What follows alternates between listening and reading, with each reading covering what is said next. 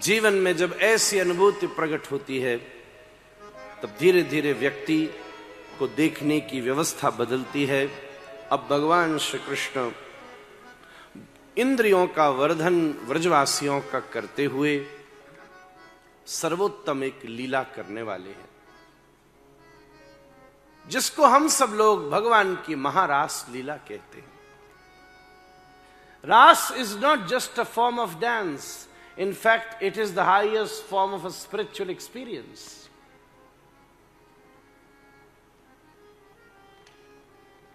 ऊपर से वो केवल कृष्ण के द्वारा किया गया रात्रि के समय एक नृत्य है, पर अ कॉन्सेप्ट ऑफ कोऑर्डिनेशन। बेटा, रास का पूरा अर्थ ही कोऑर्डिनेशन है। आप सब यहां बैठकर कथा भी तभी सुन पा रहे हैं जब पूरे आयोजन को एक वेल कोऑर्डिनेशन में डाल दें।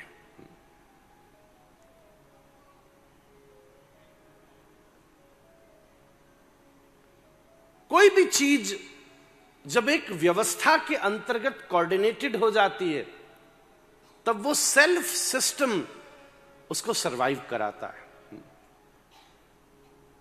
सबसे बड़ी एक्सपर्टीज लीडरशिप की इतनी सी ही है कि वो व्यक्ति पूरे सिस्टम को वेल कोऑर्डिनेटेड करते हैं। बस कृष्ण ने रात के समय एक इशारा किया बंसी बजाकर। बंशी सुनी सबने पर आए सब नहीं। सबको लगा आवाज हो रही है, बंशी खूब बजाई पर बस गोपी ही सुन पाई। जिसको नहीं बुलाना था उस तक खबर गई, जिसको बुलाना था उस तक निमंत्रण गया। खबर पूरे इंदौर में फैल सकती है पर निमंत्रण कहां तक जाएगा, ये कोऑर्डिनेशन के बिना पॉसिबल नहीं है।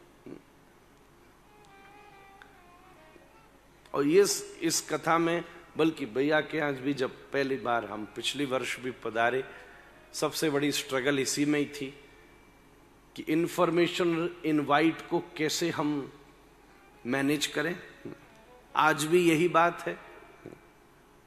हमारे बालक कहते सब जगह से जिज्ञासा यही आती है कि और तो सब ठीक है, ये बताओ एड्रेस क्या है। ऐसा नहीं है कि आप सब हमारे लिए सभी विशेष हैं, पर अब ठीक है, जितनी जगह है उतने ही लोगों को बिठाया जा सकता है। इसीलिए सबने व्यवस्था बनाई, YouTube के ऊपर भी, अदरवाइज टीवी के ऊपर भी, सत्संग टीवी के ऊपर भी इसका सीधा प्रसारण है, जिससे जो नहीं आ पा रहे कथा तक, कथा जिन्हें सुननी उन तक तो कथा पहुंच ही रही है।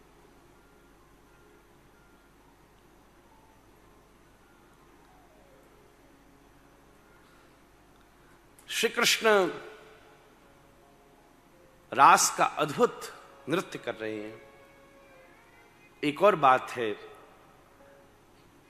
म्यूजिक, डांस, ये सब एक कोऑर्डिनेशन का ही नाम है। हमारे सब साथी यहां बैठे हैं, हम तो बिल्कुल अनपढ़ हैं।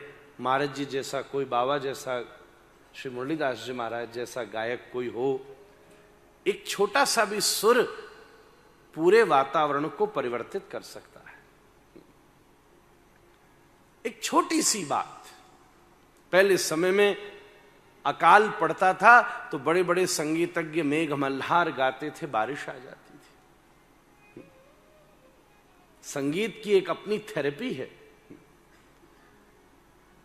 भारतीय नृत्य जितने भी हैं वो सब एक बहुत ब्यूटीफुली ट्रेन्ड कोऑर्डिनेशन से ही युक्त होते हैं। अब आजकल की बात आप छोड़ो, कुछ भी प्रकार का हाथ पैर ऊपर नीचे फेंक दो, हो गया डांस।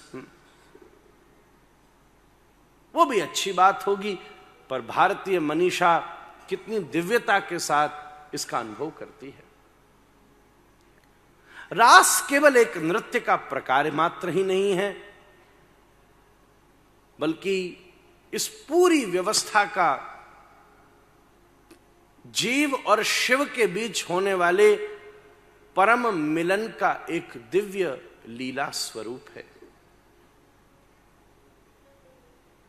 देखा जाए तो पूरे ब्रह्मांड में रास चल रहा है, सूर्य का केंद्र है, ग्रह चारों तरफ नृत्य कर रहे हैं।